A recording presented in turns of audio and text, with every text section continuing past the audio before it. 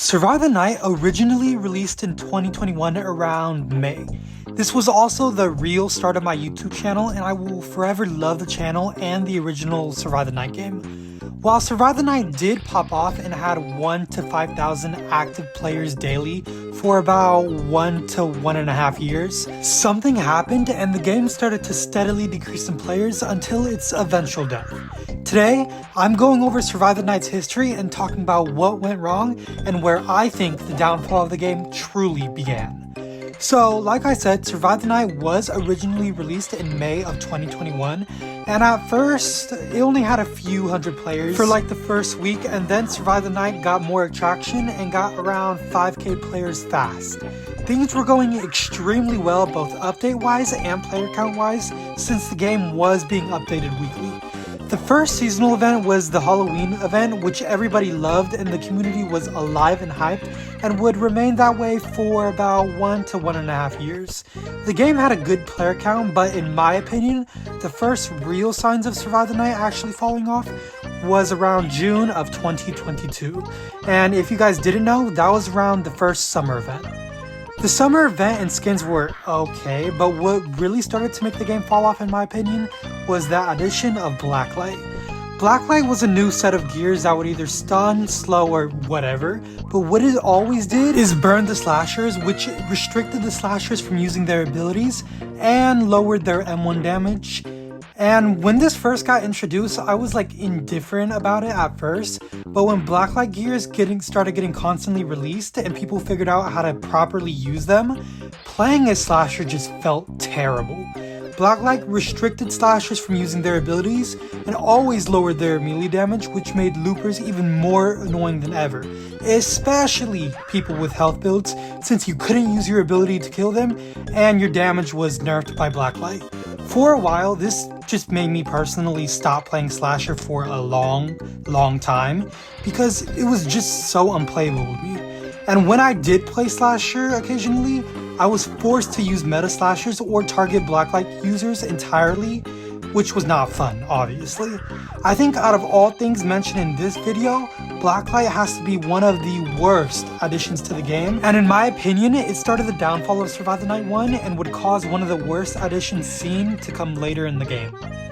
Ghosts also started to become really annoying at this time. Ghosts were introduced before blacklight, but here's the thing. When they first got added, they could not impact the game in a major way. The only slightly annoying ghost was the stagger one, but the stagger was really short. Mostly, it was just a ghost that had a fake heartbeat, a cash ghost, a ghost that forced you to taunt, and many minor abilities that barely impacted the game. And that was good. Ghost should have stayed that way, that was fine. But during the summer event, the barricade ghost was added and ooh, it was really annoying. It eventually got nerfed, but it's still annoying pre-nerf and in its current version. This is where people began to hate ghosts even more, and it was 100% valid. My memory is a bit foggy since this was a few years ago, so bear with me.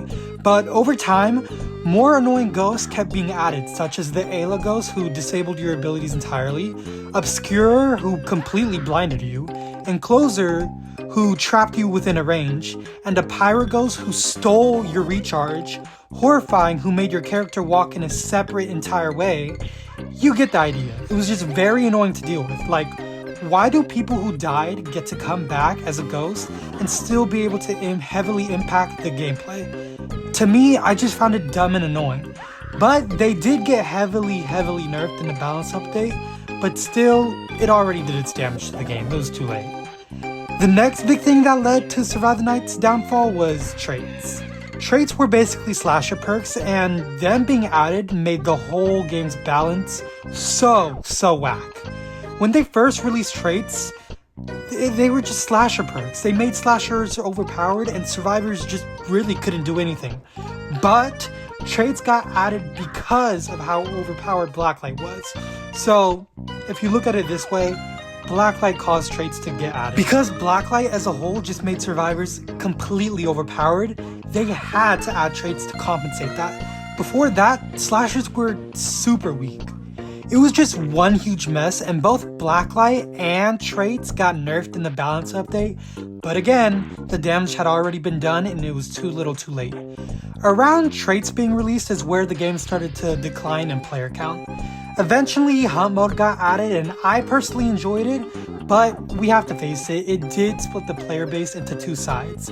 There were those who loved it and those who hated it. Though I don't think it was a major declining reason, you can't ignore that hunt mode did impact the player count a little bit because people wanted to play survival, and since a new mode got added and wasn't being updated as much, they just kind of stopped playing. Survive the Night faced a huge content bloat with so many different skins and items, and the UI was also extremely cluttered.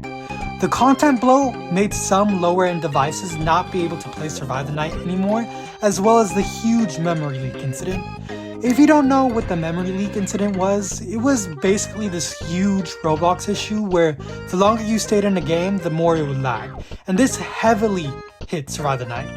The content bloat already made the game laggy to lower end devices, but the memory leak just doubled that and made many players unable to play or quit the game entirely. The Season of the Yeti event was actually a really good addition to survival and heavily saved Survive the Night, as its player count did go back up to 1,000 plus players daily, but that only lasted for so long.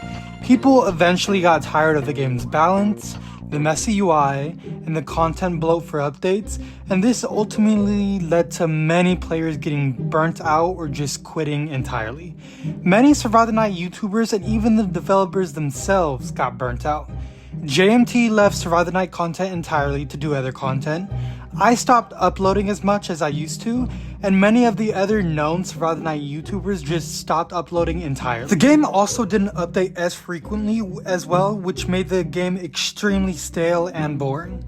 After that, they remade story mode, which many people enjoyed and did a few updates here and there, but the player count never returned to its former glory, and eventually updates for Survive the Night stopped entirely after the balance update.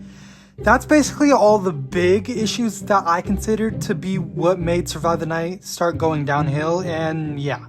I know there's other small issues like some maps being terrible, the messy UI, overpowered combos and such, but in this video, I only brought up what I considered to be the big reasons for Survive the Night's downfall. Survive the Night had a pretty good run, and it quite frankly made my high school years. This game saved me from boredom all the way in 2021 and started this very YouTube channel and is the only reason I'm here today. So this game will always be a part of my heart, as corny as that sounds. This video is not meant to hate the developers of Survive the Night. Yes, some of their choices were questionable to say the least, but yeah, that's basically it for today's video. Let me know if there's anything that I didn't mention that you think also led to Survive the Night's downfall, and I'll respond to your comment giving my opinion. But thanks for watching and see ya!